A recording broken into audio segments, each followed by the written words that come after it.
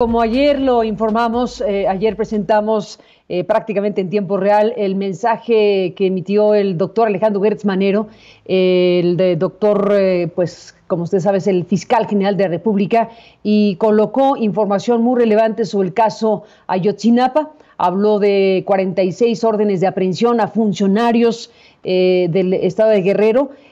Habló de investigación sobre desaparición forzada, que aunque no lo podamos creer, no fueron investigados los hechos de Ayotzinapa con esta figura legal.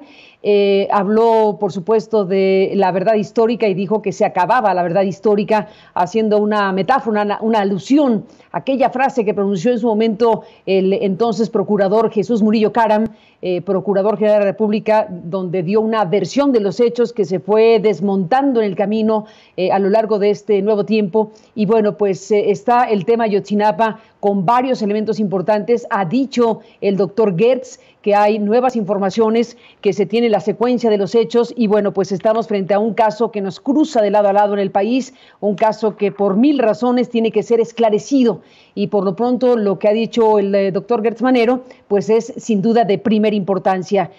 Habló del caso Lozoya y dio anuncios relevantes o muy relevantes. El hecho de que se allane a la extradición el exdirector de Petróleos Mexicanos y que nos diga el fiscal que está dispuesto a colaborar es sin duda, o debe ser sin duda, un punto de quiebre de esta larga historia en México en materia de corrupción de alto nivel en la política mexicana, y veremos hasta dónde llegan las cosas. Hemos entrado en contacto con el doctor Alejandro Gertz Manero esta mañana y le aprecio mucho que me tomen la comunicación para hablar más ampliamente de lo que aquí estoy resumiendo. Gracias, doctor. Bienvenido al programa. Muchas gracias, Carmen. A tus órdenes, con mucho gusto. Bueno, pues dos grandes asuntos. Hace un momento, por cierto, el presidente de la República se refirió a usted, seguramente lo pudo haber escuchado hace unos minutos en la conferencia de prensa, y bueno, pues está hablando López Obrador, y coincido con él, que es un momento pues inédito, estamos en un momento muy relevante. ¿Cómo lo describe usted, doctor? ¿Qué es lo que está sucediendo con estos dos casos? Bueno, en realidad es un cambio fundamental en la visión de cómo se debe de servir al país. Es decir, la vieja tradición de que las estructuras del poder están al servicio del poder, o que las estructuras del poder están al servicio de la comunidad y de la tranquilidad y de recuperar esa seguridad y esa justicia que nos perdimos. Le propongo, doctor, detenernos en esta primera parte en el caso Ayotzinapa. Usted anunció cosas relevantes, desde luego el tema de las órdenes de aprehensión que se acaban de mencionar. ¿Podría destacar las cuestiones que ayer mencionó en su mensaje? ¿Por qué tantas órdenes de aprehensión? 46 funcionarios de Guerrero. ¿Qué es lo que no teníamos en el mapa, que ahora está aquí con órdenes ya giradas? Mira, Carmen, el asunto es muy claro por esta razón. Nosotros no podemos volver a investigar los delitos que ya fueron procesados, porque constitucionalmente está prohibido perseguir un delito que ya fue perseguido. Entonces, eso nosotros no podemos entrar en la parte que ya estuvo mal hecha y que ya se fue derrumbando, como tú mismo lo has señalado. Entonces, teníamos que iniciar un procedimiento en el que, conociendo cuáles fueron las secuencias de los hechos, qué fue lo que realmente ocurrió y cómo se fue desarrollando toda esa tragedia en ese día, tuviéramos elementos de prueba que coincidieran los hechos que se supone que ocurrieron con pruebas de carácter pericial claras y precisas de que esos hechos así se dieron, y luego tener el contacto con quienes tuvieron el primer contacto también con todos los estudiantes, y que fueron los que participaron en primera instancia, fueron los primeros respondientes, como dicen ahora, de los hechos que estaban ahí establecidos. Por eso salen y por eso estamos pidiendo estas órdenes de aprehensión. ¿Por qué? Porque esos son los primeros contactos. Si esos contactos ellos nos dan los elementos suficientes para que coincida toda la estructura que está ya reconocida establecida desde el punto de vista pericial, con los hechos, eso nos va a ir dando esa certeza que no se tuvo en el caso anterior, en que todo era confuso, complicado, no se sabía qué policías habían hecho, qué cosas, a dónde los habían llevado, en qué momento los habían detenido, por qué habían realizado esas tareas. Todo eso que se convirtió en esa confusión enorme que llevó a esa descalificación, nosotros la tenemos que recuperar, pero con nuevos delitos, porque los anteriores ya no los podemos investigar porque la ley no nos los permite. Entonces nosotros iniciamos un procedimiento por desaparición forzada, porque ese es el primer acto de autoridad que está establecido como la primera conducta criminal, y partir de toda esa secuencia de desaparición forzada para establecer todas las premisas de delincuencia organizada, y con eso podernos ir hasta las últimas consecuencias, que es el paradero de estos hombres. No sé si lo dije con claridad. Sí, totalmente, y por lo tanto entonces se abren estas líneas de investigación nuevas en realidad, porque son delitos diferentes a los que se imputaron en su momento, en este caso de desaparición forzada. Y que tiene que coincidir una prueba con la otra, una circunstancia con la otra, una cronología con los hechos. Es decir, mira, eso que podría parecer tan complicado no lo es, porque lo único que haces cuando estás buscando la verdad es exhibir la verdad. Se te complica cuando empiezas a tapar la verdad, cuando empiezas a tratar de encubrir a unos y a otros, y echarles la culpa a unos y no sacar la información de otro tema y irlo manipulando de tal manera que todo el mundo se va dando cuenta, como fue el caso anterior, de que ahí nadie quería encontrar la verdad y lo único que estaban buscando era como taparse unos a otros. ¿Estás de acuerdo? Totalmente de acuerdo. Ese es el gran asunto de Ayotzinapa, por supuesto. Doctor, y la investigación, la nueva circunstancia, incluye, como dijo en algún momento el propio Murillo Karam, investigar la investigación, investigar a los que investigaron. Bueno, es que solo el mismo procedimiento te va llevando a eso. A través de lo que vas haciendo, vas encontrando una serie de factores que necesitas corroborar. Y te pongo el caso del señor Cerón. Es decir, él era el responsable de la operación, él fue el que encabezó todas las explicaciones, él fue el que hizo una serie de diligencias, y ese señor nosotros lo requerimos para que diera su punto de vista y lo constatáramos frente a los hechos que ya teníamos estructurados, y en lugar de hacer eso se dio la fuga. Es decir, cuando el responsable de una función, en lugar de asumir su responsabilidad y entregar las pruebas, se fuga del país y huye de las autoridades, ¿quieres más pruebas? Doctor Goetz, ¿qué se le imputa a Tomás Cerón? La responsabilidad de toda la operación no se le está imputando, él mismo la asumió. ¿O no salían todos los medios todos los días a dar explicaciones y a decir todo lo que según él había ocurrido? Bueno, ahora que lo comprobé frente a una investigación paralela que habla de una serie de conductas que ahora son un delito nuevo, y el cual él no puede evitar tener una responsabilidad porque él mismo la asumió.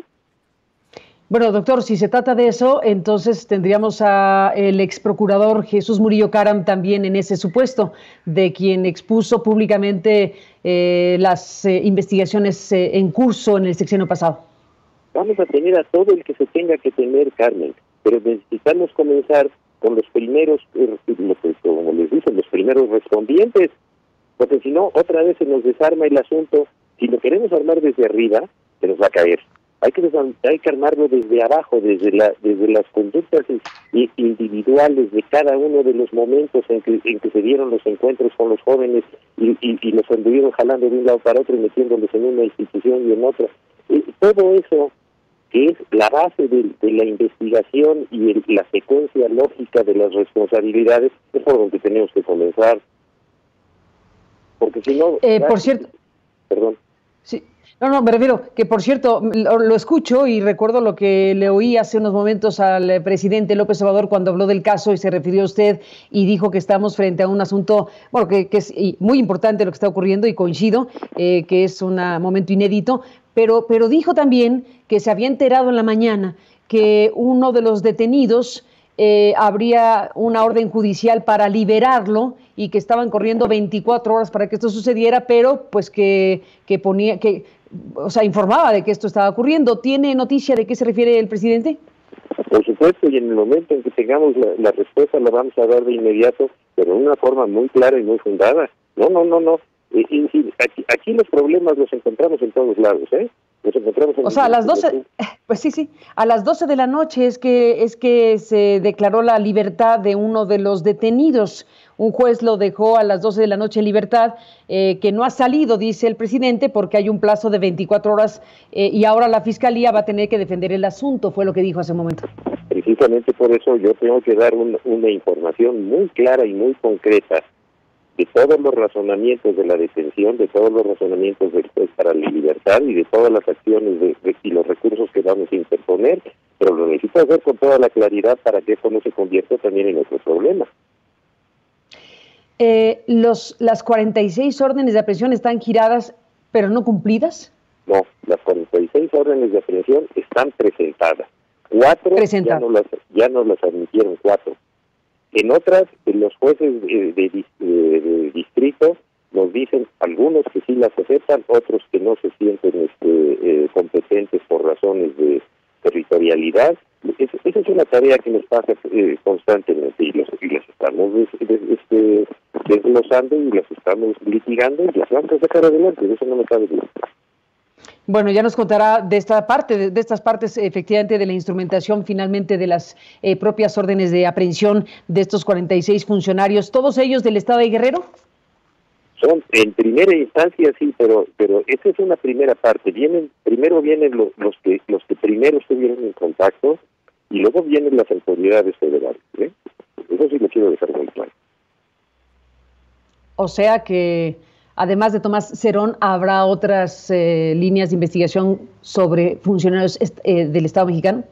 Por supuesto, pero basadas en las estructuras de investigación que ya están hechas y en las hipótesis de responsabilidad que ya están probadas desde un punto de vista y que se tienen que ratificar. ¿Por qué no nos detenemos aquí, doctor? Esto es importantísimo. ¿Por qué nos detenemos aquí? Hipótesis de esta investigación. ¿Cuáles son los ejes principales del asunto? Porque, a ver, usted ayer, si yo no me equivoco, me corregirá, usted dijo, tenemos la secuencia de los hechos. ¿Qué sucedió? Ya se sabe, en términos hipotéticos, en la investigación criminal, ¿qué sucedió con los chicos de Ayotzinapa?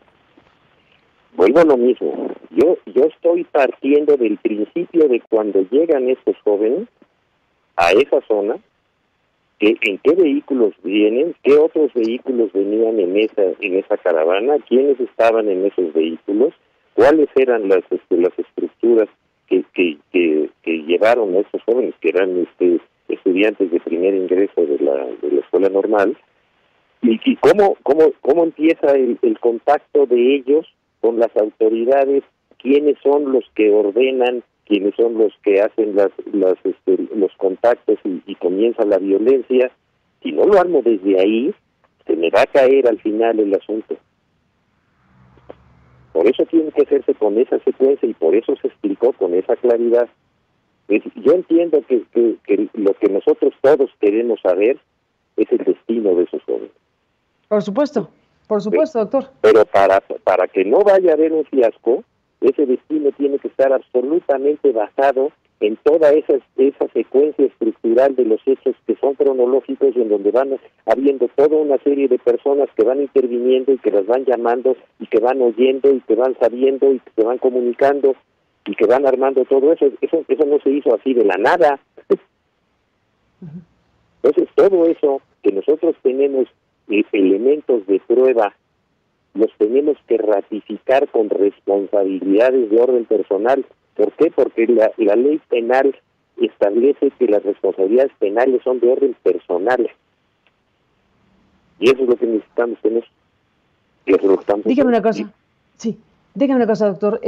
¿Ya tiene la Fiscalía las grabaciones completas, aquellas de las cuales se conoció fragmentos que se pudieron obtener gracias a la orden judicial de un juez en Estados Unidos que estaba haciendo una investigación de trasiego de drogas de Guerrero a Chicago y a los Estados Unidos, y que en el camino sucedió lo de Ayotzinapa y que ahí quedó registrada una serie de comunicaciones entre personajes vinculados al crimen y que fueron pues siendo informaciones relevantes? Pero había un fragmento de aquella historia y le pregunto si ya la Fiscalía tiene completa la trama y la comunicación o colaboración con el sistema de justicia estadounidense, que es quien pudo aportar o puede aportar formalmente a la investigación aquella información tan relevante de esas comunicaciones entre presuntos criminales.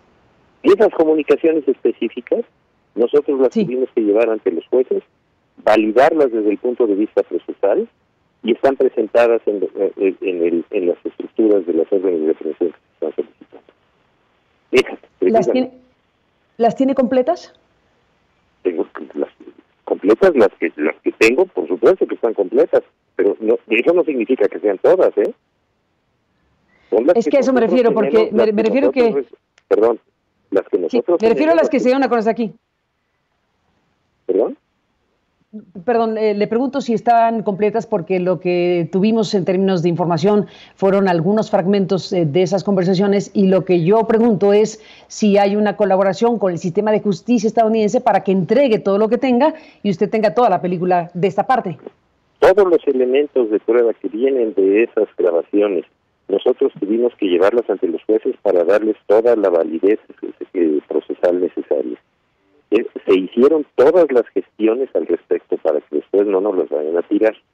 Pues, todas esas grabaciones que ya se legalizaron frente a los jueces que tienen que darnos esa validación, se presentaron y están incluidas en las solicitudes de órdenes de aprehensión, Carmen, con esa claridad. Vuelvo a lo que hace un momento el presidente dijo en la conferencia de prensa sobre el caso Ayotzinapa. Le llamó un caso de Estado. Dijo, preguntó, ¿qué no se dijo durante mucho tiempo que había intervenido el Estado?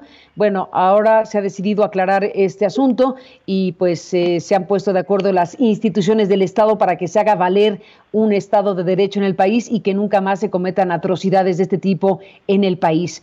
Bueno, un asunto de Estado se puede entender de diferentes maneras, doctor Gertz. Un asunto de Estado en el sentido de que pues el Estado está obligado a esclarecer el caso y por eso es un asunto de Estado, pero también puede serlo porque entes vinculados a la operación del Estado pudieron haber estado relacionados con el ocultamiento o la intervención.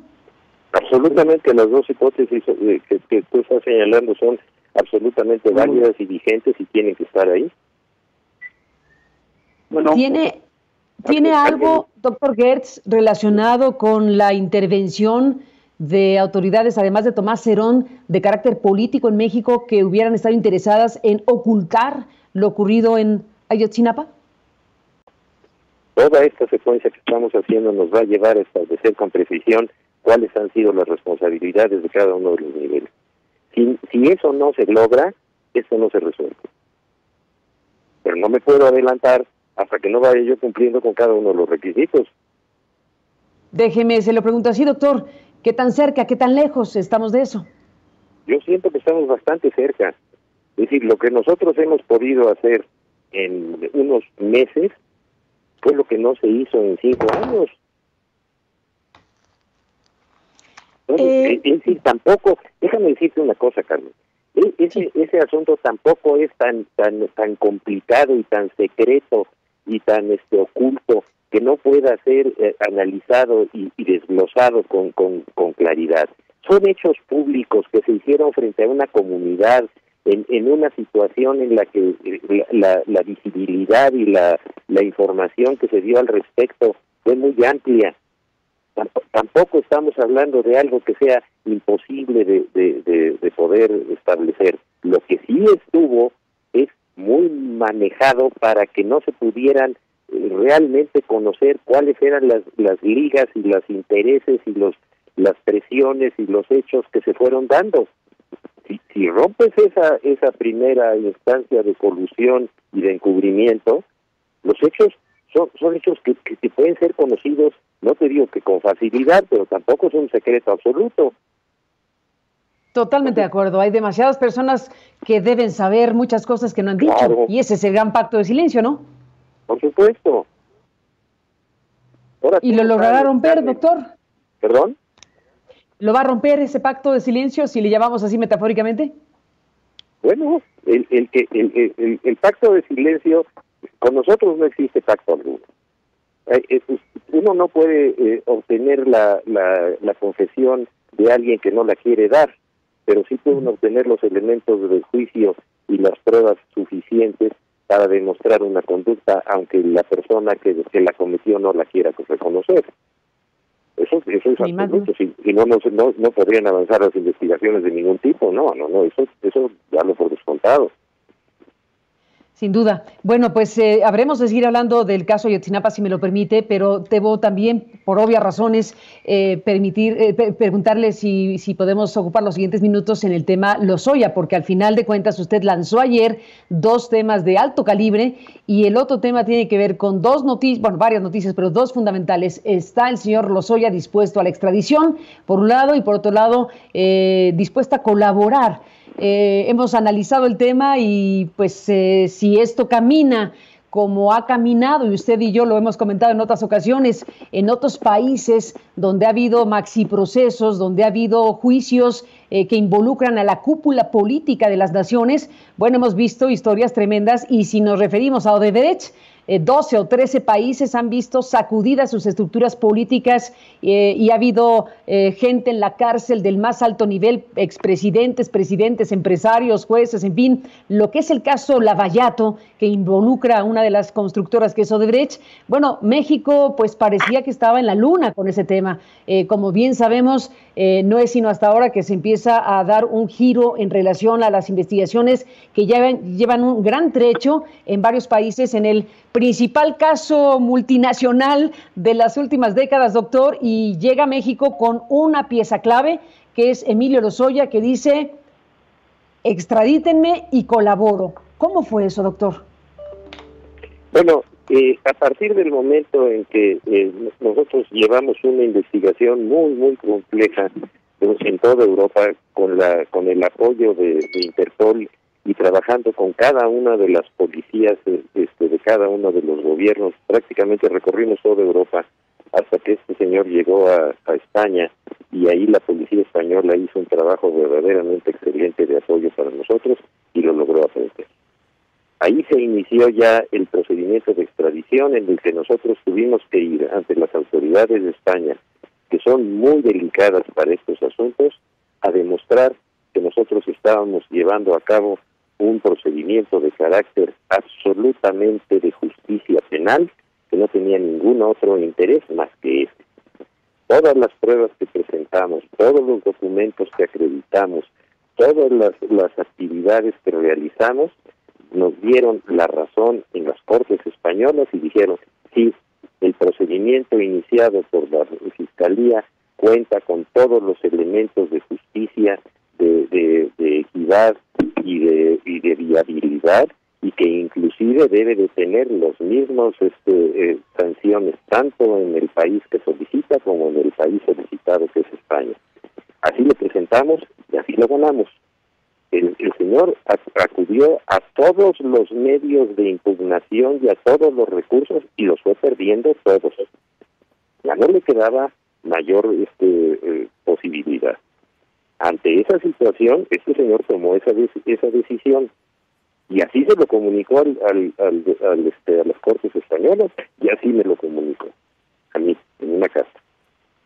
Entonces, eso no nació de la nada ni es una circunstancia, es el producto de todo un procedimiento que nosotros hemos llevado durante más de un año. ¿Lozoya le mandó una carta, doctor?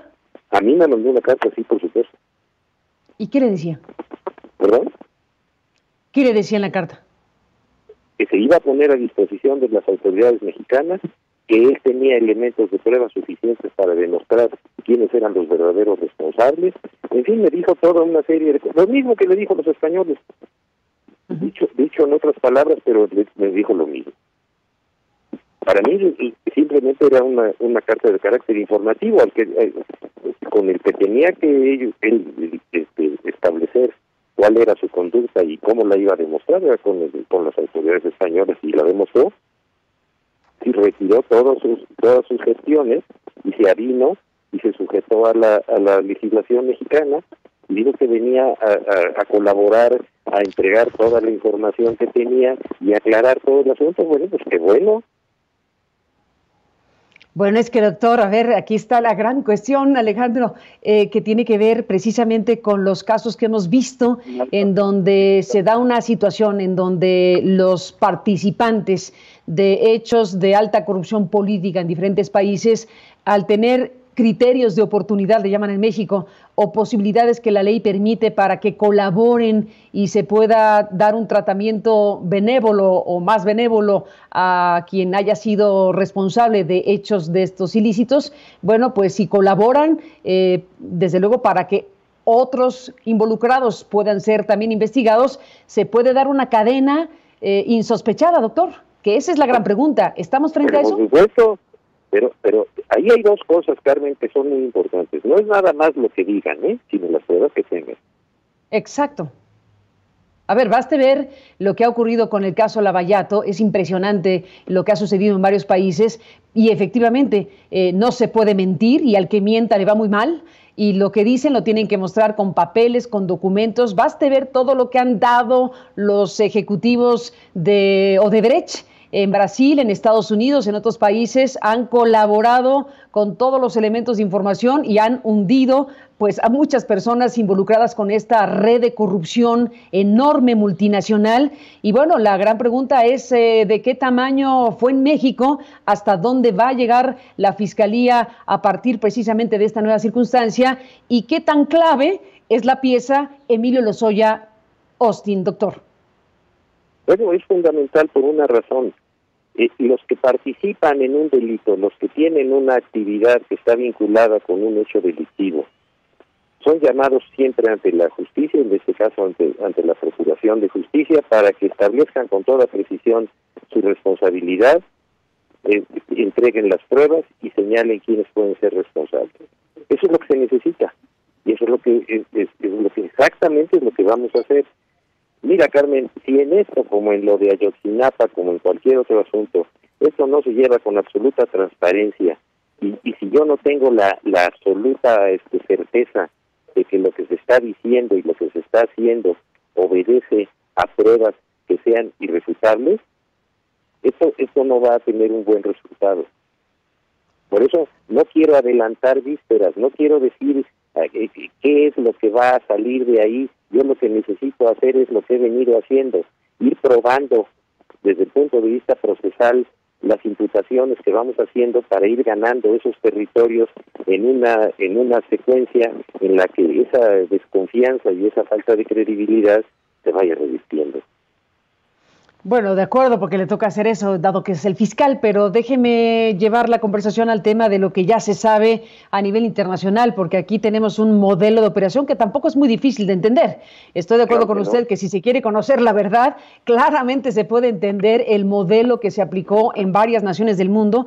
Y bueno, este modelo Lavallato-Odebrecht era financiamiento a campañas políticas, contratos, licitaciones, modificaciones a modo de contratos, sobornos en las cúpulas políticas. La ecuación es muy sencilla de describir. El tema es demostrarlo y saber quién es quién en esta historia en México, doctor. Absolutamente, el modelo está clarísimo, el modelo se repitió en toda América Latina. Hicieron un diagnóstico de la corrupción, se montaron en ese diagnóstico y lo usaron para hacer todo ese tipo de conducta. Es decir, no inventaron la corrupción, la usaron, Bueno, sí, la corrupción ya lleva mucho tiempo, pero aquí en este caso estamos hablando... No hubieran podido montar todo eso. Es decir, es un mal endémico. Nada más que... Ahora, doctor... Sí. Bueno, ahora déjeme retomar el hilo de una charla que en otro momento tuvimos muy larga y muy buena, sinceramente. Una charla donde yo le preguntaba y usted me respondía con mucha claridad sobre qué tipo de investigación se requiere cuando estamos hablando de alta corrupción política en un país. ¿Se va a investigar a Emilio Lozoya en lo individual? ¿Qué cosa hizo, qué no hizo, qué responsabilidades tiene el señor? O bien tenemos un modelo de investigación criminal en red, un modelo de investigación que permita conectar unos con otros, porque estos fenómenos de corrupción no se dan como el llanero solitario, eso ya lo sabemos, pero es muy importante saber qué tipo de investigación criminal se da, porque puede ser que sea un asunto aislado y entonces un individuo paga una pena y no se supo la estructura general y la red de corrupción que imperó. Mira, Carmen, lo que estás diciendo es fundamental por una razón. El modelo de corrupción y el modelo de saqueo que hay en este país, como el que utilizaron los de Odebrecht en toda América Latina, es un modelo que lo conoce aquí todo el mundo. Eso no es ninguna novedad. Entonces, cuando se inicia una investigación sobre un daño patrimonial al Estado mexicano, sobre un saqueo a los bienes de la nación, sobre una traición a los intereses de la nación, la conducta de un individuo, que es este señor, es uno de los engranes de ese modelo general, que eso es lo que tú me estás diciendo, ¿no es así? Eran 15 Exactamente. minutos, cuarto para exactamente. Son 9:19. Oye, doctor. Nos están interrumpiendo, ¿no? Mames. Sí. Nos vamos a enterar de sus conversaciones privadas, si no le importa. Sí, y están muy enérgicos, ¿eh? Ya se le ve que estaba apurando lo que son las 9:19, que tal vez tengamos una prisa y ya estamos aquí un poco sobre el tiempo. Pero déjeme que no se vaya, porque es muy importante lo que nos está diciendo. Y en este punto, déjeme detener en el caso Emilio Lozoya. Hace rato nuestro colega en España, Manuel de Santiago, nos confirmó que quien representa hoy a Emilio Lozoya es el despacho de Baltasar Garzón. Y esto tiene su miga.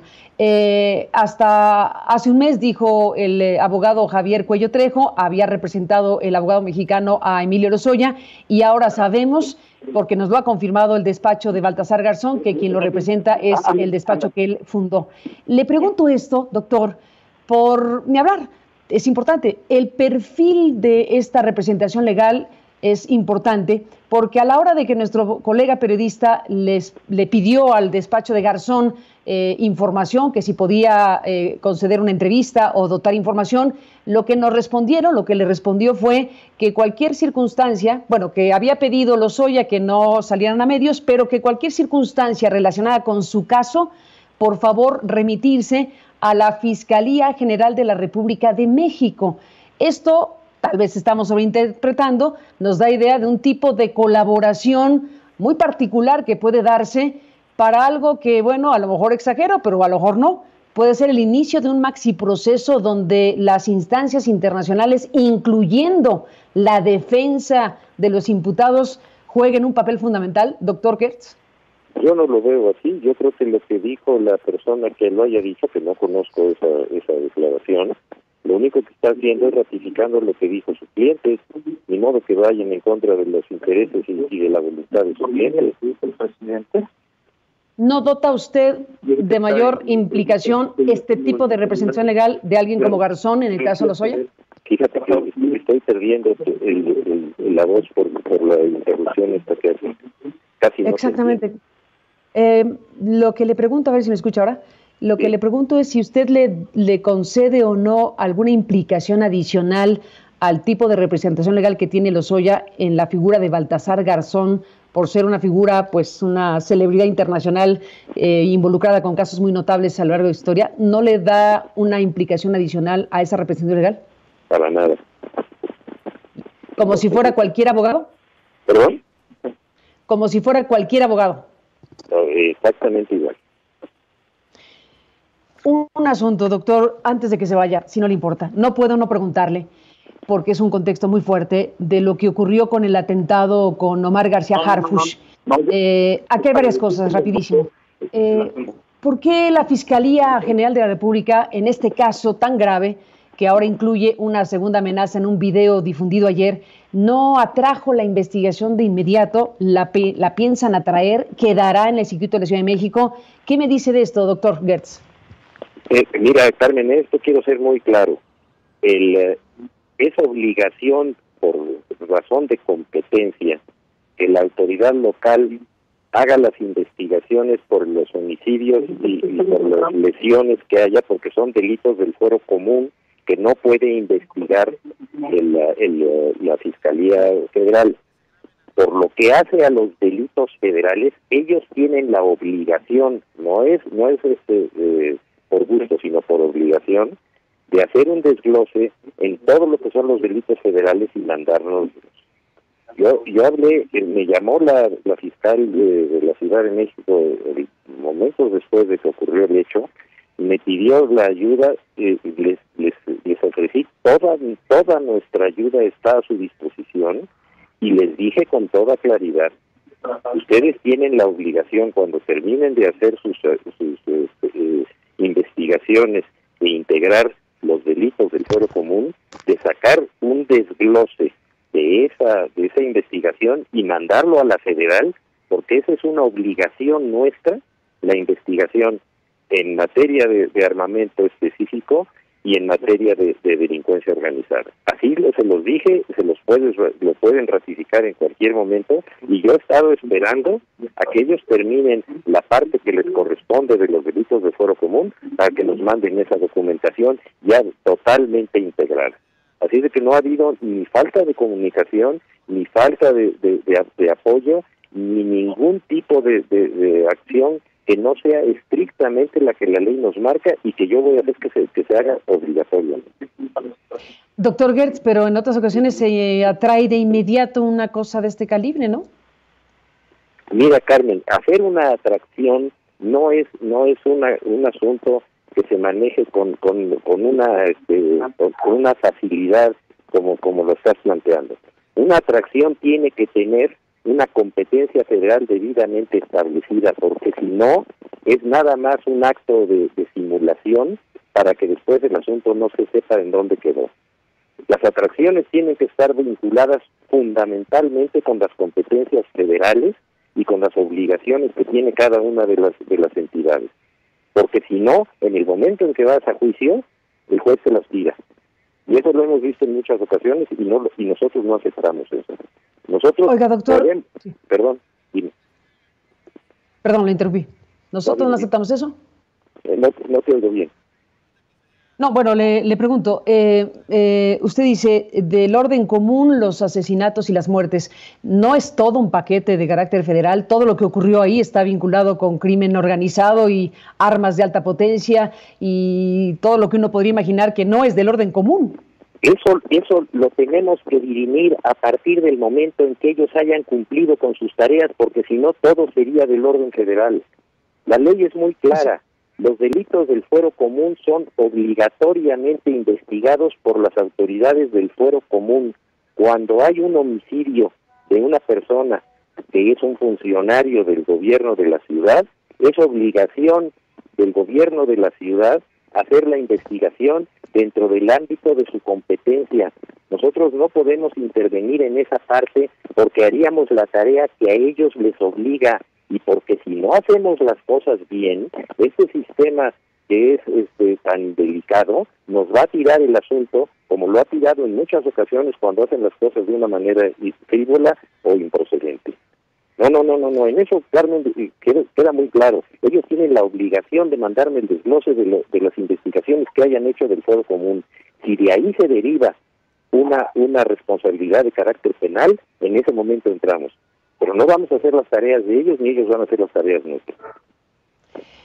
¿Vio el video de amenaza a García Harfuch de ayer de 3 individuos encapuchados? Vi nada más lo que salió en la prensa hoy en la mañana. ¿Y qué me dice de eso, doctor Gertz? De ese tipo de amenazas a funcionarios del Estado mexicano. La necesidad de que ese desglose se haga lo más pronto posible, Carmen.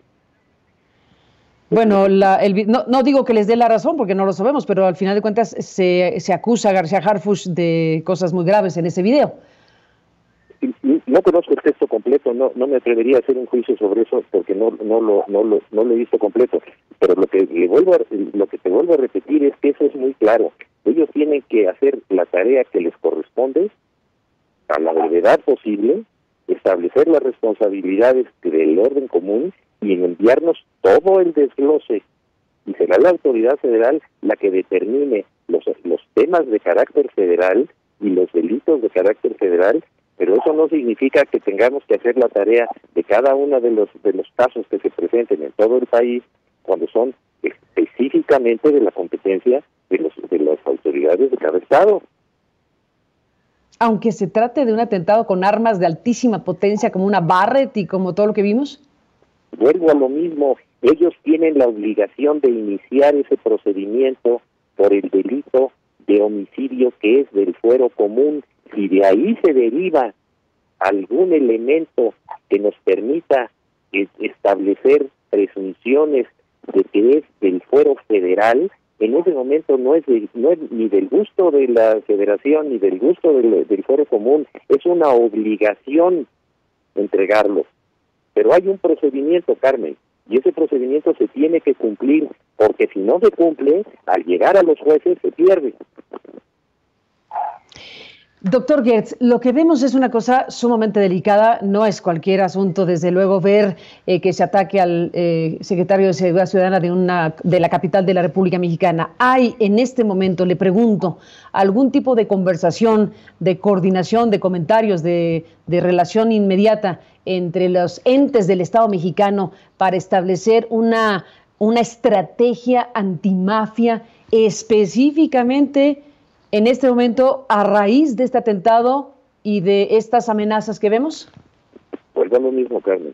Tenemos que ceñirnos a lo que es la estructura legal actual, nos guste o no nos guste.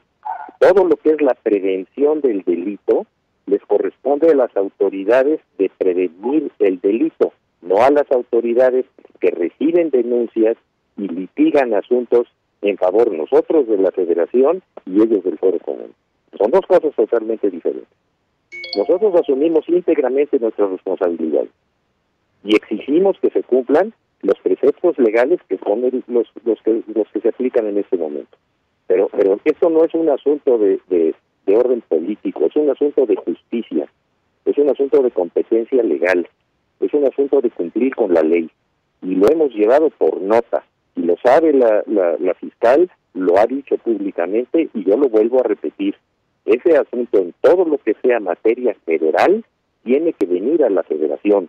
Todo lo que es materia del Fuero Común, que es como se inició este asunto por delitos del Fuero Común, ellos lo tienen que terminar, porque si no, estaríamos nosotros haciendo las tareas de ellos o ellos las de nosotros.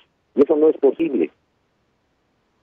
Así es la Doctor ley. Gertz Manero, Doctor Gertz, ¿tiene usted noticia de un audio interceptado y del cual tiene conocimiento la autoridad mexicana, las autoridades mexicanas? Se ha dicho sobre una lista, digámoslo así, un grupo de funcionarios donde incluso se menciona al presidente de la República, al canciller Ebrard, a Durazo, a García Harfuch como blancos posibles de atentados. Esto, bueno, pues se cumplió en el caso García Harfuch. ¿Tiene usted noticia de esto? No ha habido una sola denuncia que se presente ante esta institución que mencione eso, ni una. Nosotros no podemos hacer pesquisas, nosotros no podemos hacer tareas de investigación para la prevención del delito. Hay que conocer perfectamente la estructura de la legalidad en este país. Esas autoridades que tienen esas tareas, por supuesto que deben de estarlo haciendo, pero eso no nos corresponde a nosotros. Si tienen esa información de inteligencia, tanto nacional o internacional, o de donde venga, ¿tendrían que presentar una denuncia ante usted para que se abriera investigación sobre eso? Por supuesto, cualquier hecho que tenga una implicación de un posible delito de carácter federal, quien lo conoce tiene la obligación de ponerlo en conocimiento de la autoridad federal que somos nosotros y entregarnos todas las pruebas que tengan a la mano. Cuando hagan eso, en ese momento nosotros somos competentes. Entendemos que en términos formales no ha sido presentado tal caso. En términos de información compartida con usted, ¿sabe de la existencia? No, porque no nos corresponde, Carmen. Somos un órgano autónomo. Si volvemos a caer en lo mismo que sí somos, pero no somos, pero hacemos lo que no debemos de hacer, pero lo volvemos a hacer, otra vez se va a volver a venir abajo todo, Carmen.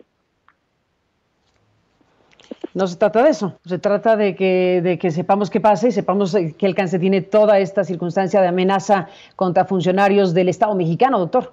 Por supuesto, Pero esas son las autoridades que tienen esa competencia y que tienen esa obligación y que tienen que dar cuenta de eso, tan claro como eso. Pero yo no me puedo meter en los asuntos de la prevención del delito, no me corresponde. Y a ellos no les corresponde tampoco intervenir en las funciones del Ministerio Público, que es autónomo. Cuando presenten esa denuncia y cuando haya esos elementos, la responsabilidad es plena de nosotros y nosotros daremos cuenta, pero con toda claridad de lo que podamos ir dando cuenta y lo vamos a manejar con toda la transparencia que sea posible. Pero no hacemos la tarea de otros ni otros deben de hacer la tarea nuestra. Porque si no Doctor hay Gertz. si no hay una fiscalía autónoma y lo demuestra, no sirve.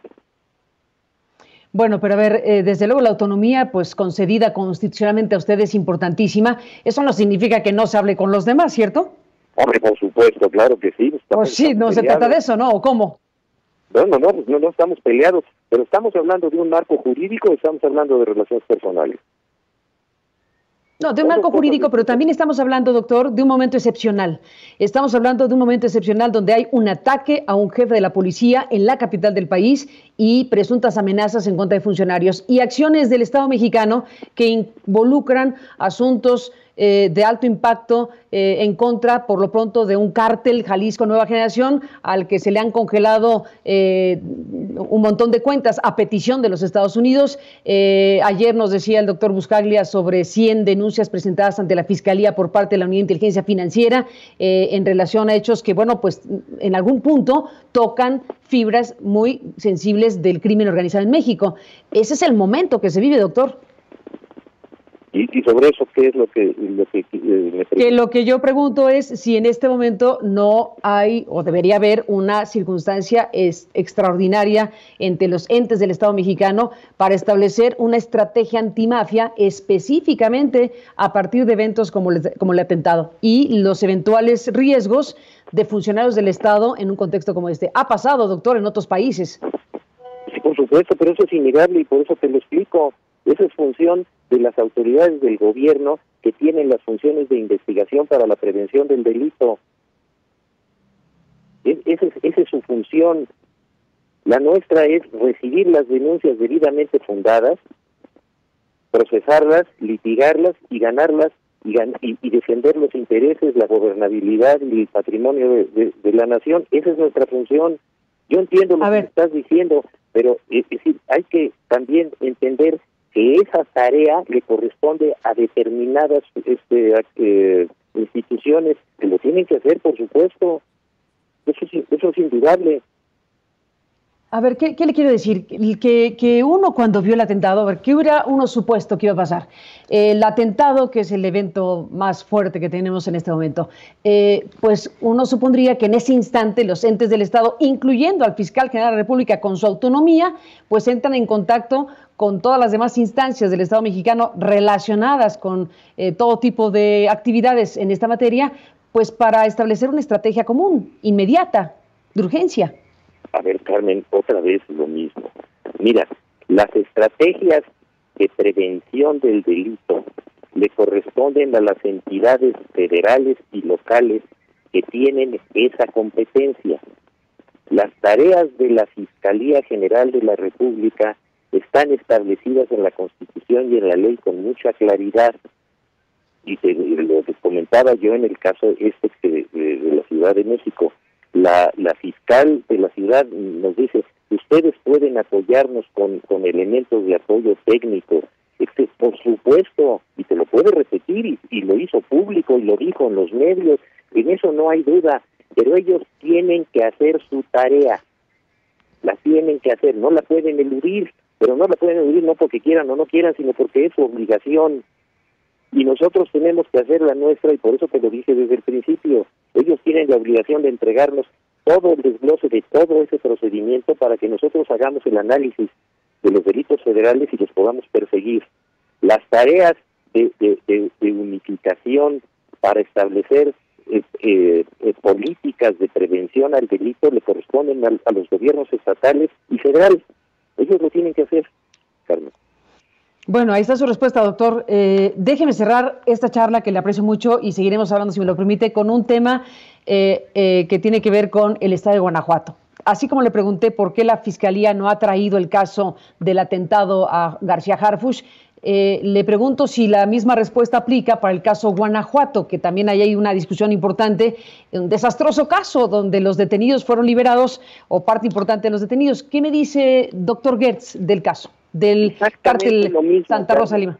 Exactamente lo mismo, igual que lo que te acabo de señalar, es exactamente lo mismo. Si la Fiscalía de Guanajuato, en uso de sus facultades y sus competencias locales, va con un juez de control de Guanajuato y le pide una orden de cateo para un delito del fuero común, que es el robo de un automóvil, el juez de control le da la orden de cateo específica, no puede hacer otra cosa más que ir a buscar ese coche. Resulta que va, busca el coche, no lo encuentra, pero en el camino, quién sabe dónde, encuentra a otras personas y que tienen supuestamente unas armas, que resulta que es una pistola de aire, y que tienen droga que no sabemos si está individualizada o no, y entonces van y le dicen al delegado en Guanajuato, oye, como aquí puede haber esto, te paso todo este asunto, y el otro dice, oye, no, tú tienes una orden de un juez tuyo para hacer una investigación y ahí metes esto. Esto no es una cosa que salió de la nada, está saliendo de esto y lo estás vinculando con esta orden de cateo. Eso no te lo puedo aceptar porque no es legal. Bueno, pues entonces voy con un juez local y el juez local le dice exactamente lo mismo. Dice, oye, nosotros te autorizamos a hacer esto, no a hacer lo que tú estás diciendo. Por lo tanto, no te lo acepto. Y suelto. Caray, doctor. Caray, Carmen, ¿a poco no se entiende? Pues sí se entiende, pero está tremendo lo que ocurrió. Pues sí, pero así con esa claridad, y luego resulta que nosotros no los acompañamos. ¿Por qué no los acompañamos? ¿De qué estamos hablando? Estamos hablando de asuntos legales que se tienen que llevar frente a un juez y que luego los jueces los echan para abajo porque uno llega porque hizo un show. Y antes de que te voy a pedir un minuto, por favor, el aire para hacer una petición, ¿eh? Aquí viene, doctor, lo escuchamos. Ya cuando vayas a terminar, bueno, déjeme ir a un último tema y me dice este minuto. Déjeme ir a este tema que me parece importantísimo. Hay toda una discusión acerca de la participación del Ejército, de la Marina, de las Fuerzas Armadas en materias de seguridad pública. Como sabemos, hay controversias, etcétera. Pero le pregunto, doctor Gertz, más allá de su valoración sobre el tema en cuestión, en términos de operación del Estado, en combate al crimen organizado, en combate a los crímenes de seguridad pública en el país, ¿qué momento estamos viviendo y qué experiencia tiene usted como fiscal con la intervención del Ejército y de las Fuerzas Armadas mexicanas? Mira, Carmen, yo tengo una posición y la he sostenido públicamente y académicamente y en todos los foros posibles, de que el sistema jurídico mexicano que se creó en 1929 con las características que tiene, es un sistema que está al servicio del poder, que no está al servicio de la comunidad. Y que esas estructuras las han estado parchando durante todos estos años, ya llevan casi 100 años parchándolas, y cada vez se demuestra con más claridad que no sirven. Todos estos asuntos de los que hemos estado platicando y todos los asuntos estos que con toda razón dices, bueno, que no hay una estrategia, pues claro que la debe de haber, por supuesto. Muy bien, todo eso tiene ese origen. Entonces, todo lo que se ha ido haciendo ha tratado de establecer una respuesta a una conducta social que ya rebasó cualquier respuesta. Si no lo resolvemos de fondo, esto no va a acabar nunca. Entonces, el hecho de que las Fuerzas Armadas estén en las calles es una necesidad de orden práctico, no hay de otra.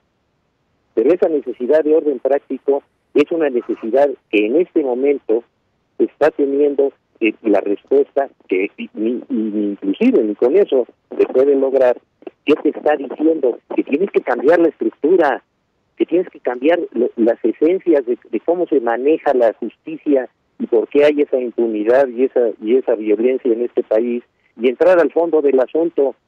Entonces, si entramos a una situación de descalificación de las Fuerzas Armadas, es decir, nos estamos dando un balazo, porque en realidad son las únicas estructuras que eventualmente pueden meter, por lo menos en una circunstancia específica, un poco de orden. Por 5 años, doctor. Así es como yo lo veo. Uh-huh. ¿Dónde quedó aquel proyecto borrador de reforma de justicia penal que se le adjudicó a usted, doctor? Acuérdate que cuando eso ocurrió, me hicieron verdaderamente una persecución por un proyecto que yo no había presentado, con una serie de filtraciones de temas y de anteproyectos que habían estado trabajando entre muchas gentes, y fue como una especie de linchamiento de algo que no había yo hecho, con tal de que no lo sacara yo.